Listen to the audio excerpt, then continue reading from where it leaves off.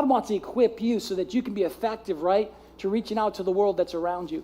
You know, do you remember the story when you were a kid?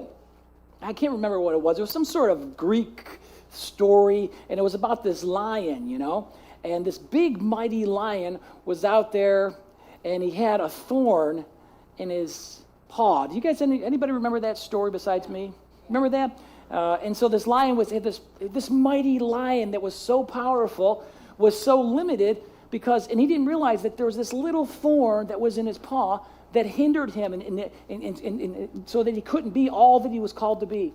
And so I believe it was, and again, correct me if I'm wrong, I think there was like a mouse that came, you know, and, you know, this little bitty mouse came, you know, maybe the lion wanted help from another lion, but also God used this little mouse and came and plucked out that thorn, that little thorn out of the lion's paw.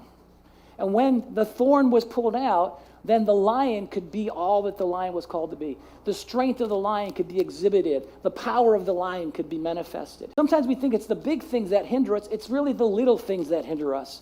And what I want to do before we get into the word, before we get into the message today, listen, while I was saying this, it's not to conjure up a bad feeling or conjure up hurt, to conjure up, you know. It's basically to say, Lord, there's a thorn here. There's a sadness here. There's a hurt here. Or maybe you're the person, you know, like, you know, I'll never forgive those people. Rah, rah, rah, rah, rah, rah, rah, you know, blah, blah. Listen, I don't care what anybody has ever done to you. Sometimes it's basically, forgive them, Father, they don't know what they're doing.